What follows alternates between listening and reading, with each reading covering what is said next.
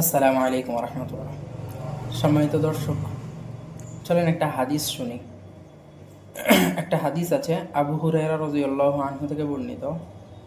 তিনি বলেন, এক লোক রাসূল সাল্লাল্লাহু আলাইহি ওয়াসাল্লামের নিকট এসে বলল, আমি ধ্বংস হয়ে গেছি। তিনি বললেন, সেটা কি?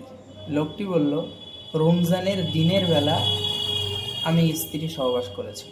তিনি বললেন, তুমি কি একটি গোলাম আজাদ করতে পারবে? সে বলল, না। তিনি বললেন, তাহলে তুমি কি 2 মাস লাগাতার সওম পালন করতে পারবে? সে বলল, না। তারপর তিনি বললেন যে, তাহলে তুমি কি 60 জন মিসকিনকে খাদ্য খাওয়াতে পারবে? লোকটি বলল, না। বর্ণনাকারী বলেন, এমন সময় এক আনসার লোক একটি আরক নিয়ে আসলো।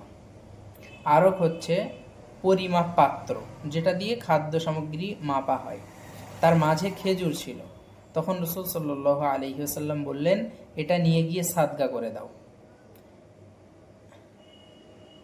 সে বলল, হে আল্লাহর রাসূল, আমার চেয়ে অভাবী লোককে কি তা দান করব?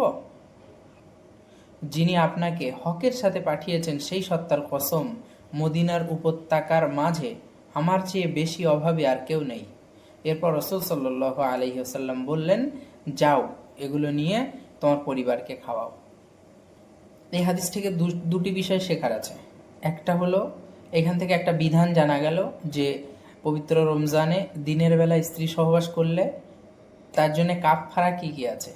প্রথমত হলো একটি গোলাম আজাদ করতে, যদিও গোলামের প্রথা এখন নেই, প্রচলন এখন নেই, তো সেক্ষেত্রে 2 মাস নিয়মিত সিয়াম পালন করতে হবে। যদি তাতে অক্ষম হও তাহলে 60 জন মিসকিনকে খাদ্য খাওয়াতে হবে। আরেকটা বিষয় হলো যে অমুসলিমরা বলে ইসলাম অমানবিক ধর্ম, ইসলামে মানবিকতা নেই, ইসলাম বর্বর ধর্ম। ইসলাম যে মানবিক ধর্ম সেটা এই হাদিস থেকে প্রমাণিত হলো। কিভাবে? সেটা হলো যে রাসূল সাল্লাল্লাহু আলাইহি ওয়াসাল্লাম তার কাছে কিছু দান করার মতো না থাকার কারণে তাকে কিছু দিলেন এবং দান করতে বললেন। কিন্তু সে ব্যক্তি বলল যে, ইয়া রাসূলুল্লাহ, আমার থেকে গরিব মদিনার উপত্যকায় আর কেউ নেই। তখন রাসূল সাল্লাল্লাহু আলাইহি ওয়াসাল্লাম বললেন, ঠিক আছে, যাও, এই খেজুরগুলো নিয়ে তুমি তোমার পরিবারকে খাওয়াও। এটাই হলো মানবিকতা।